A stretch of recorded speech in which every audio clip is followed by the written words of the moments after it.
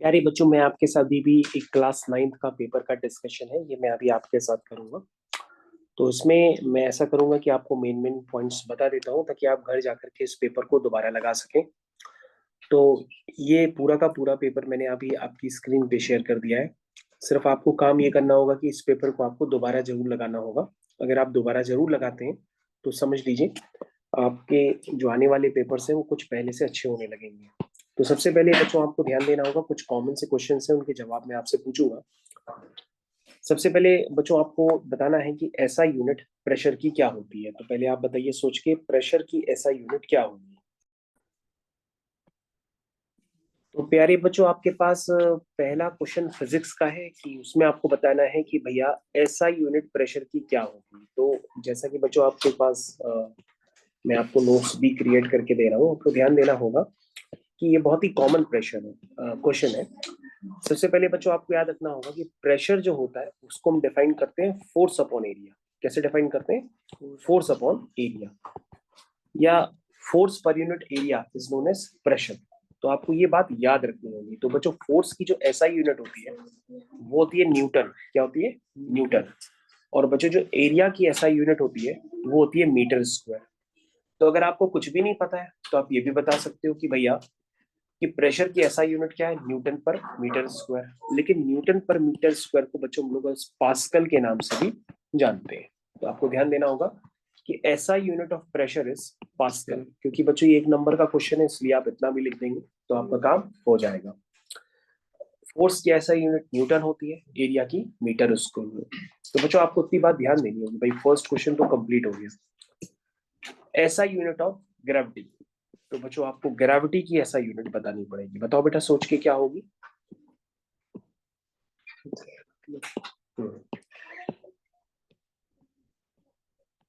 तो बच्चों आपको सोच के बतानी है ग्रेविटी की ऐसा यूनिट क्या होगी। आर्यमन बता सकते हो ग्रेविटी की ऐसा यूनिट? ग्रेविटी नहीं बता सकते? तो बच्चों मैं आपको ध्यान से देखिए, मैं आपको पढ़ा चुका हूं पहले भी, ये क्लास 10th में भी है, क्लास 9th में भी है। तो आर्यमन बेटा ध्यान दो यहाँ पे। जब हम किसी भी ऑब्जेक्ट को जब हम किसी भी ऑब्जेक्ट को बच्चों फ्री फॉल कराते हैं, क्या कराते हैं? Free fall. तो बच्चों फ्री फॉल का मतलब क्या होता है? फ्री फॉल का मतलब होता है कि इनिशियल वेलोसिटी क्या होती है? जीरो। बच्चों हम जितने भी ऑब्जेक्ट हो, चाहे वो पेन हो चाहे बॉल हो, किसी भी ऑब्जेक्ट को अगर हम फ्री फॉल कराते हैं तो उसमें जो लगने वाला एक्सेलरेशन होता है वो एक्सेलरेशन ड्यू टू ग्रेविटी कहलाता है। तो बेटा जो एसआई यूनिट ऑफ ग्रेविटी है, तो ग्रेविटी बेसिकली स्मॉल जी होता है जिसको हम लोग एक्सेलरेशन ड्यू टू ग्रेविटी के नाम से भी जानते हैं।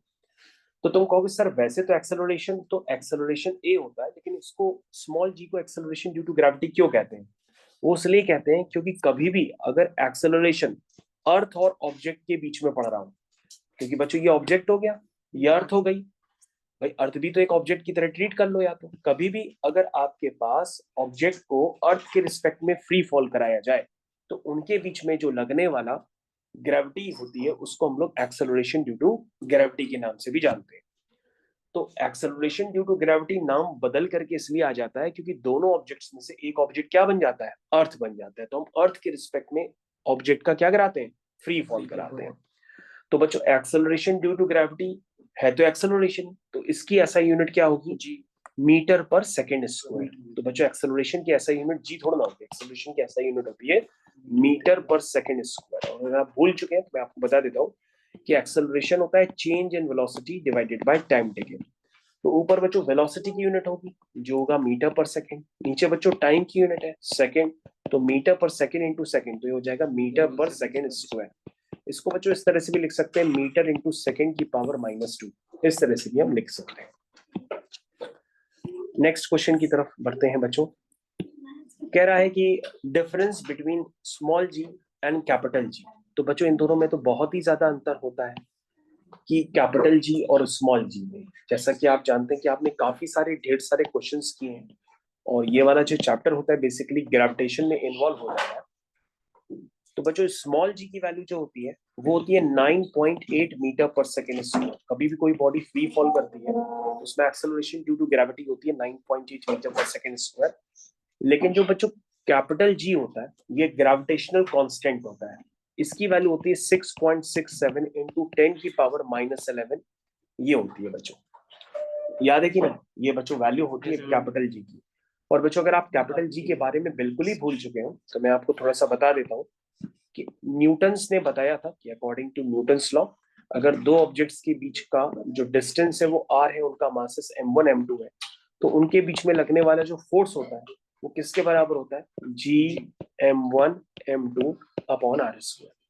तो बच्चों आपको ध्यान देना होगा कि यहाँ पे जो g होता है वो यही वाला g है, कैपिटल G, जिसको अगर आप एलिमिनेट करेंगे तो ये हो जाएगा F R square divided by m1 m2। अगर आपसे कैपिटल जी की ऐसा यूनिट पूछी जाए तो वो होगी न्यूटन मीटर स्क्वायर, नीचे बच्चों KG into KG, that means KG square. That means बच्चों अगर कैपिटल जी को आपको यूनिट के साथ लिखना हो तो वो होगा 6.67 इंटू 10⁻11 न्यूटन मीटर स्क्वायर पर केजी स्क्वायर। ये बच्चों हो गया जिसको मैंने अभी आपको बताया था। तो बच्चों आपको ध्यान देना होगा कि ग्रेविटेशन का ये वाला स्टैंडर्ड भी आपके कोर्स में, और उसमें काफी सारे क्वेश्चंस भी थे जो मैंने आपको उस समय बताए थे। और यदि आप भूल गए हैं तो आप उसको दोबारा जा करके देखिए या हमसे लेक्चर लीजिए। तो बच्चों ये हो गया स्मॉल जी और कैपिटल जी में डिफरेंस, दोनों की वैल्यू में डिफरेंस है। और जो ग्रेविटेशन होता है वो दो ऑब्जेक्ट्स के बीच में पड़ता जरूर है, लेकिन उन दोनों ऑब्जेक्ट्स जो होते हैं उसमें कोई भी अर्थ नहीं होती है। लेकिन अगर दोनों ऑब्जेक्ट्स में से एक ऑब्जेक्ट अर्थ बन जाती है तो उसके बीच में हम वहां पे क्या कहते हैं, एक्सेलरेशन ड्यू टू ग्रेविटी कहने लगते हैं। तो फिलहाल बच्चों डिफरेंस तो काफी सारे लिखने के लिए है। सबसे पहला डिफरेंस तो हमने ही बता दिया था कि भाई जी जो होता है उसकी वैल्यू होती है 9.8 मीटर पर सेकेंड स्क्वायर, और जो कैपिटल जी होता है वो होता है 6.67 इंटू 10⁻11 न्यूटन मीटर स्क्वायर पर केजी स्क्वायर।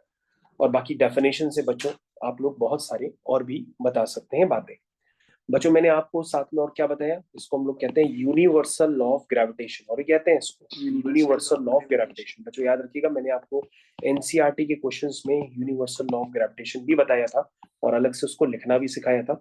कोई भी स्कूल के एग्जाम हो यूनिवर्सल लॉ ऑफ ग्रेविटेशन भी आपसे पूछा जाता है। जो भी मैंने बताया था वो होता है F is equal to capital G m1 m2 divide by R square. उसके बाद बच्चों आपकी एनसीईआरटी में मैंने आपको वेट और मास के बीच में भी डिफरेंस बता रखा है। और देखो बच्चों उसके नीचे मैंने आपको बताया यूनिवर्सल लॉ ऑफ ग्रेविटेशन आ भी गया। देखो बच्चों ये स्कूल के एग्जाम में ऑलरेडी आया भी हुआ है, उसके जस्ट नीचे ही लिखा हुआ है। तो जो लोग नेक्स्ट वाले क्वेश्चन की तरफ बढ़ते हैं,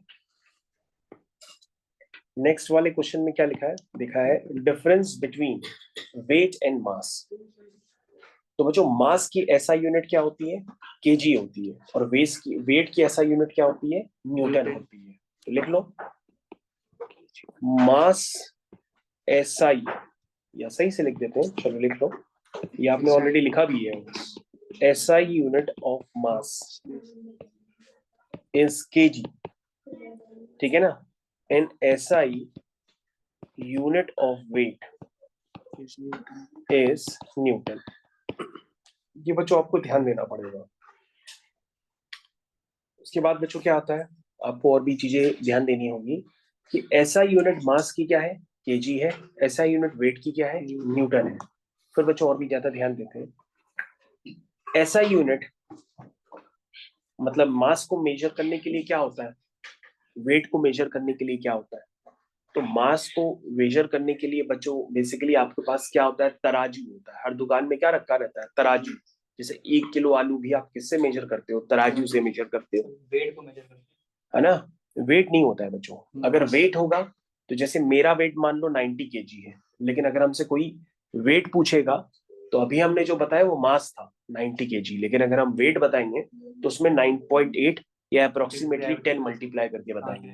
तो वेट बच्चों हमारा 900 न्यूटन होगा, लेकिन मास हमारा 90 kg ही है, ठीक है ना। तो वेट बच्चों हर जगह वेरी करता है, लेकिन मास कांस्टेंट होता है। तो आप लिख सकते हो मास इज कांस्टेंट एवरीवेयर, है ना। हर जगह मास क्या होता है, कांस्टेंट होता है। लेकिन बच्चों weight changes place to place, planet to planet, ठीक है ना। तो जगह जगह बदलने पर वेट बदल जाता है, क्योंकि एक्सेलरेशन ड्यू टू ग्रेविटी की वैल्यू बदल जाती है। जैसे अर्थ पे जी होता है, मून पे क्या होता है, g/6 हो जाता है।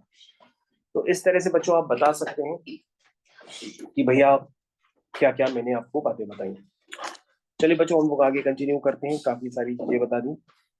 बच्चों यूनिवर्सल लॉ ऑफ ग्रेविटेशन तो मैंने आपको बता ही दिया क्या होता है, उसको एक बार फिर से बता देते हैं कि क्या था।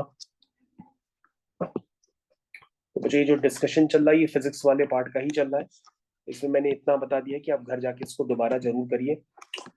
लिखा है explain universal law of gravitation. तो पहला हमको ये लिखना पड़ता है according to universal law of gravitation every objects attracts each other. तो वो जो अट्रैक्ट करता है वो किसके डायरेक्टली प्रोपोर्शनल होता है, उन दोनों मासेस के मैग्नीट्यूड के प्रोडक्ट के। किसके इनवर्सली प्रोपोर्शनल होता है, डिस्टेंस के स्क्वायर। उसको हम लोग कहते हैं इनवर्स स्क्वायर लॉ। क्या कहते हैं, इनवर्स स्क्वायर लॉ भी के नाम से भी जानते हैं। उसके बाद बच्चों अगर हम दोनों बातों को कंबाइन करते हैं तो एफ आ जाता है directly proportional to m1 m2 upon R square. बच्चों प्रोपोर्शनलिटी हटा देते हैं तो एक कांस्टेंट आ जाता है जिसकी वैल्यू होती है capital G m1 m2 divide by R square. और बच्चों ये जो कैपिटल जी होता है उसकी वैल्यू होती है बच्चों 6.67 इंटू 10⁻11 न्यूटन मीटर स्क्वायर पर केजी स्क्वायर। तो बच्चों ये सारी बातें मैंने आपको काफी डिटेल में बताई दी है। तो बच्चों यही होता है यूनिवर्सल लॉ ऑफ ग्रेविटेशन। बाकी आपको ऐसा लिखना भी पड़ेगा जितनी बातें मैंने आपको बताई। उसके बाद बच्चों यहाँ पर और भी क्वेश्चंस दिए गए हैं। लिखा है a person of 75 kg is standing on a square wooden board of side 0.8 meter and weight of, क्या लिखा है, and weight of t kg। ये क्या है, find on the pressure applied on the ground। तो प्रेशर क्या होता है बच्चों, फोर्स अपॉन एरिया होता है, ठीक है ना। तो बच्चों क्वेश्चन लिखने में लगता है कुछ मिस्टेक हो गई है, फिर भी मैं आपको लिख के बता देता हूँ।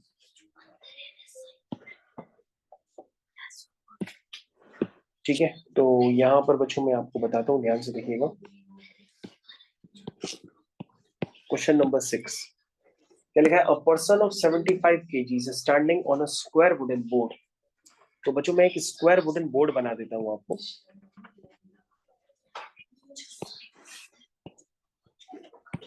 तो ये बच्चों आपका स्क्वायर वुडन बोर्ड हो गया, उसमें एक आदमी खड़ा हुआ है। साइड कितनी है, 0.8। तो बच्चों ये सारी साइड ही 0.8 होगी क्योंकि ये स्क्वायर हो गया, ठीक। फिर बच्चों क्या हो गया, वेट कितना है इसका, वेट है बच्चों टी, अरे वो वुडन बोर्ड का वेट दिया है, ओके ओके, अच्छा आपने पढ़ा नहीं है। Standing on a wooden board, अच्छा वुडन बोर्ड का बच्चों मास दिया हुआ है। तो बच्चों वुडन बोर्ड के मास से कोई लेना देना नहीं होता है, पर्सन के मास से लेना होता है। तो पर्सन का मास कितना है, 75 kg। तो वेट कितना होगा, 75 इंटू जी, जी को मान लो अप्रोक्सीमेटली 10, ठीक। तो बच्चों इसका फोर्स कितना अप्लाई हो रहा होगा नीचे की तरफ, 750 न्यूटन। तो प्रेशर बच्चों निकालना है, तो प्रेशर कितना होता है, फोर्स अपॉन एरिया। फोर्स कितना हो गया, 750 न्यूटन। और एरिया क्या होता है साइड का, स्क्वायर का, साइड का स्क्वायर होता है। तो बच्चों इसको अगर आप सॉल्व कर लेंगे तो ये प्रेशर निकल करके आ जाएगा, दिस इज 0.8 इंटू 0.8। बच्चों इसको सॉल्व करेंगे तो प्रेशर किस में निकलेगा, पास्कल। चलिए बच्चों आगे कंटिन्यू करते हैं। हाँ बच्चों सबसे पहले आपके पास है कंजर्वेशन ऑफ मास, आपको डिस्क्राइब करना है। तो सबसे पहले कंजर्वेशन ऑफ मास को डिस्क्राइब करने के लिए आपके पास दो रिएक्शंस दी गई हैं, इन रिएक्शंस को हम लोग एक्सप्लेन करते हैं।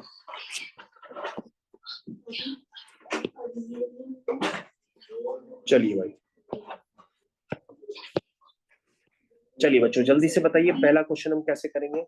लिखा है prove that, prove the law of conservation of mass with the help of following reactions. पहला क्या लिखा है, nitrogen react with hydrogen that gives ammonia. तो बच्चों ये तो रिवर्सिबल रिएक्शन होती है और इस रिएक्शन को हम लोग हैबर प्रोसेस के नाम से भी जानते हैं। तो ये रिएक्शन बहुत ही फेमस है, N2 plus thrice H2 that gives twice ammonia. ये बहुत ही फिक्स टाइप ऑफ रिएक्शंस होती है। कह रहा है कि आपको एक्सप्लेन करना है कि यहाँ पे कंजर्वेशन ऑफ मास एक्ट कर रहा है। तो बच्चों बहुत ही आसान से काम है, आप इसका मास निकाल लीजिए, इसका मास निकाल लीजिए। तो नाइट्रोजन के एक एलिमेंट का कितना होता है 14, तो 14 टू जा कितना हुआ 28। एक हाइड्रोजन गैस का कितना होता है 1 इंटू 2 यानी कि 2।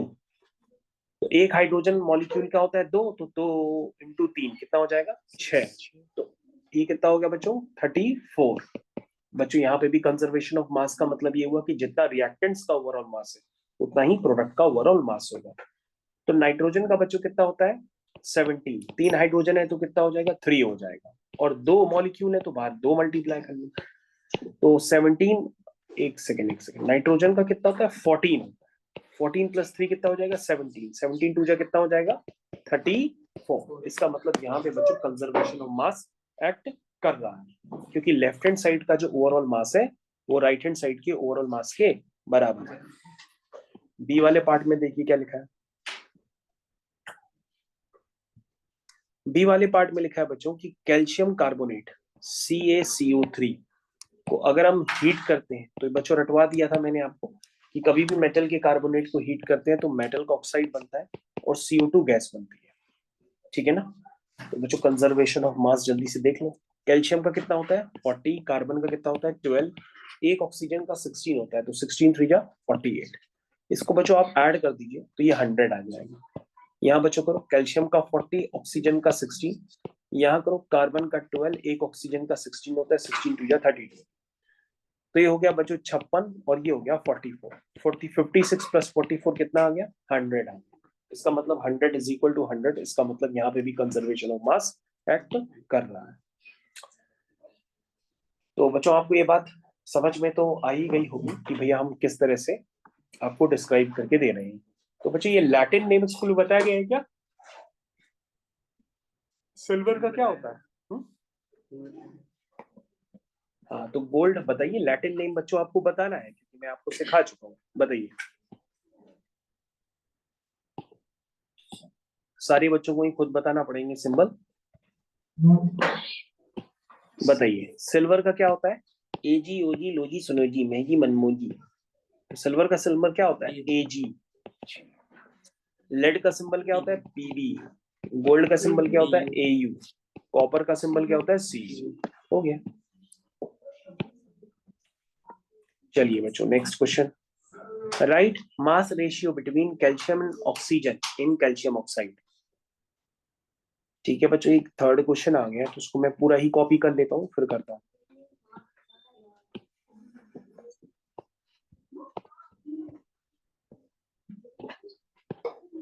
देखिए बच्चों लिखा है right mass ratio between calcium and oxygen in calcium oxide. तो बच्चों ये आपका हो गया कैल्शियम, ये हो गया ऑक्साइड। कैल्शियम का होता है 40, ऑक्सीजन का होता है 16, तभी ओवरऑल बनता है 56। लेकिन मोलर मास नहीं निकालना, रेशियो निकालना है कैल्शियम के मास का टू द ऑक्सीजन के मास का। ऑक्सीजन कितना है 16, तो बच्चों रेशियो क्या 40/16। 2 2 जा 4 0, 2 8 जा 16, 2 1 जा 2 0, 2 4 जा 8, 2 5 जा 10, 2 2 जा 4। आंसर आ गया 5/2। रेशियो हो गया 5:2। ए पार्ट बच्चों कंप्लीट हो गया। बी वाले पार्ट की तरफ चलते हैं बच्चों। बी वाले पार्ट में क्या लिखा है, mass ratio between sulphur and oxygen in sulphur dioxide. ठीक है ना, mass ratio between sulphur and oxygen in sulphur dioxide. तो सल्फर डाइऑक्साइड का फॉर्मूला, ये एक जहरीली गैस होती है, SO2 इसका फॉर्मूला होता है। ओके तो ये पॉइजनस गैस अब आपकी आ गई, इसमें आपको रेशियो निकालना है सल्फर और ऑक्सीजन का। तो बच्चों इसमें सल्फर कितना है, इसमें सल्फर का मास बताइए भाई। सल्फर का मास होता है 32, है ना, और एक ऑक्सीजन का होता है 16, लेकिन इसमें दो ऑक्सीजन है तो 16 टू जा हो जाएगा 32। कितना हो जाएगा 32।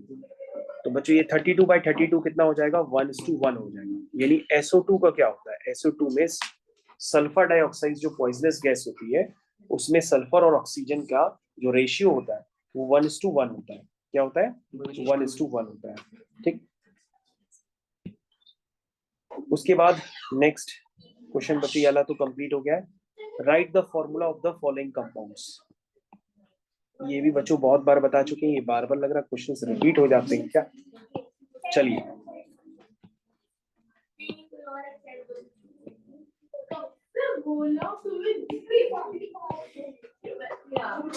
सारे बच्चों अब आपको ध्यान देना होगा, यहाँ पे लिखा हुआ है right the formula of the following compounds. सबसे पहले बच्चों मीथेन, तो ये तो बच्चों बहुत बार बता चुके हैं, CH4 होता है। एल्केन फैमिली का जनरल फॉर्मूला होता है CnH2n+2। अगर ये इथेन भी पूछता तो भी हम बता लेते। ये तो मीथेन है। इथेन बच्चों होता तो क्या होता, सोच के बताइए। C2, 2 2 जा 4 5 6 C2H6। प्रोपेन होता तो भी आप बता दीजिए। चलिए बच्चों दूसरा बताइए। Carbon tetrachloride. टेट्राक्लोराइड मतलब 4 क्लोराइड। तीसरा डाई नाइट्रोजन ट्राइऑक्साइड। ये देखो बच्चों डाई नाइट्रोजन ट्राइऑक्साइड यानी कि N2O3। Fourth question sulphuric acid H2SO4। तो यहां तक बच्चों हम लोगों ने सक्सेसफुली कर लिया। इसमें लिखा है with the help of variable valency right the formula of the following compounds. तो सबसे पहला है mercuric chloride, this is HgCl। तो ये बच्चों इस तरह से जब आप करेंगे तो ये बन जाएगा HgCl2। दूसरा फेरस ऑक्साइड। तो बच्चों फेरस की भी दो होती है, +2 +3, लेकिन अस है तो +2 होगा। ऑक्सीजन की ऑक्साइड की बच्चों -2, 2 1 जा 2 2 1 जा 2, तो ये हो जाएगा FeO। थर्ड वाला देखो बच्चों क्यूप्रस ऑक्साइड। ये बच्चों हो गया क्यूप्रस ऑक्साइड। तो बच्चों कॉपर की भी दो होती है, तो ये बच्चों क्यूप्रस है कि क्यूप्रिक है। क्यूप्रिक होता तो +2 होता, ये क्यूप्रस है तो आप +1 लिख लीजिए, ठीक है ना। और ऑक्साइड की 2 होती है तो ये हो गया CU2O।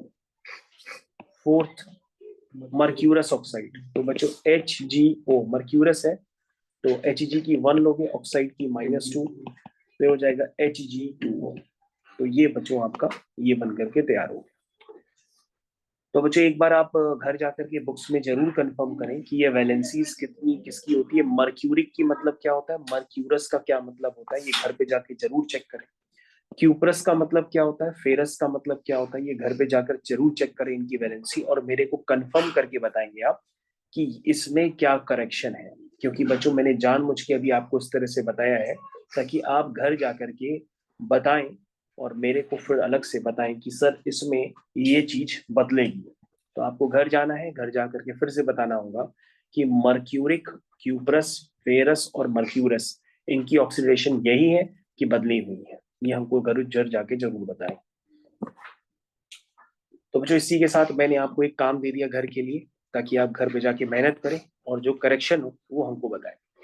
तो ये क्लास 9th का जो पेपर था इसको मैंने 1 घंटे का था, जिसमें मैंने आपका जो मैथ्स और साइंस का मतलब जो फिजिक्स और केमिस्ट्री का जो सेक्शन था उसको मैंने सफलतापूर्वक कंप्लीट कर दिया है।